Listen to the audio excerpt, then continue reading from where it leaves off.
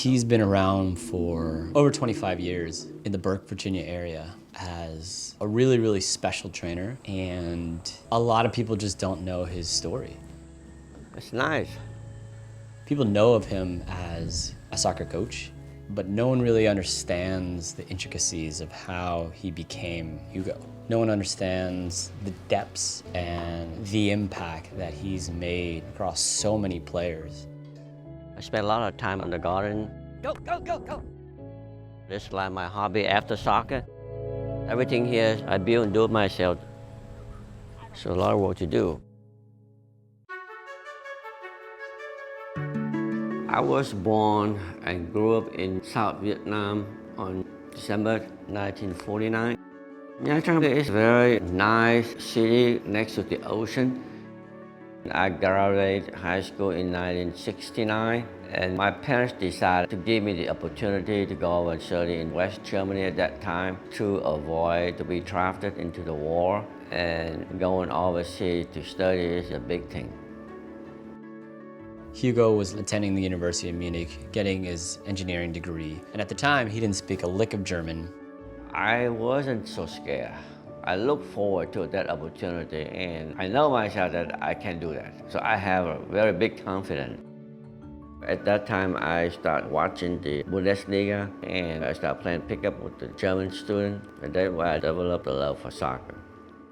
Here you have this very, very small Vietnamese guy who would just dribble. And he really just taught himself how to take players on. And at the time, there was a really famous Mexican soccer player named Hugo Sanchez. And so his name was Hong, and a lot of people probably just couldn't pronounce it. So they just nicknamed him Hugo, and that's how he became Hugo. In 1975, my mom and my sister fled Vietnam to USA. At that time, I already knew that I wanted to leave Europe and head into the US. The moment I stepped down in Virginia, I immediately looking for soccer. On the weekend, I'm at the field. My wife was always there with Quang when we first born, and then B. So on the weekend, they are with me at the soccer field. I basically saw that all these kids, absolutely have no skill. And certainly, we cannot expect that because there was basically no real soccer training. So I said to myself, I had to give my son better opportunity to play soccer. So I decided I would coach him by myself. So from then on, my dad went out and said, hey, guys, come on over. We're gonna train outside of our practice, and we're gonna work on the things that we're not great at, i.e. individual foot skills. Because at that point in time, soccer was different. The teams that had the biggest, fastest players were always the most successful. So for Hugo, he wanted to find maybe a way around it in which we could train more skilled players to be able to compete. And for me, that's where HP Elite and Beyond or Hugo training started. At that time, I wanted to focus only on the dribble skill. And you will get the technical ability and the confidence to beat the defender every single time. And when you get better, not only one defender, but also two. And it will be great if you can beat three defenders. So I started clicking on this side, one field over there, one field on this side. We almost used the entire park. He was the one that basically gave me my foundation. He was the one that really got me dribbling. I would try to pass the ball and he'd be like, stop that. You need to dribble. And that goes to our motto of a unique training environment. It's different. We want to bring the best out of every kid we can, and for the parents that come, they want what's best for their kids, and that's why they're here. You don't see any hovering parents, you don't see any parents yelling at their kids, and most importantly, you don't see any parents on the field. This is a player's environment, it's an environment for the players to learn. It was intense. Hugo had like the best of the best come out, so it was super competitive all the time, which was awesome. I especially liked being with the guys, and then the older girls, they were so much more experienced, so it really forced me to learn and actually think about what I was doing. So dribbling, it's easy to say, dribble him, try to beat him. But it's just wording. You gotta show the kid the technique first and let it learn in a game situation. A game situation is not in the big game, but just one-on-one. So basically, that's it, the training philosophy of HP Elite.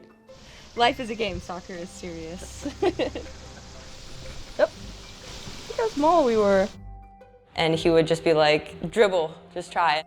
Hugo eventually would say, fake the shot and cut. Like, you gotta really sell it and pretend like you're gonna shoot, because the defender will jump and then cut the ball and shoot with your other foot. So I just always did that. That's how I scored my first professional goal. And soon you develop that skill, you become more confident. In a game situation, all the opponents, they scared of you because they know that you will beat them with the dribbling skill. It will show who is the real player out there. Hugo back then was just an engineer who was coaching his son's soccer team, but people saw a lot of value in it. From there, it just grew. At that time, it was only one-man business. So on the weekend, on Saturday, basically I work from 8 a.m. to 8 p.m. by myself. He kind of created something in Northern Virginia that wasn't ever there. And I think when you go to the soccer field and you see a team or you see a player that's really good, it always comes back to HP. One thing I always remember was the step behind the ball. He's like, you gotta dance, dance. He always did that, he always demoed that and did the dance, and I still do that a lot too. It's an environment of pressure, but I think it's a good type of pressure, and a lot of that comes from someone believing in you. Shoot it, Jimmy!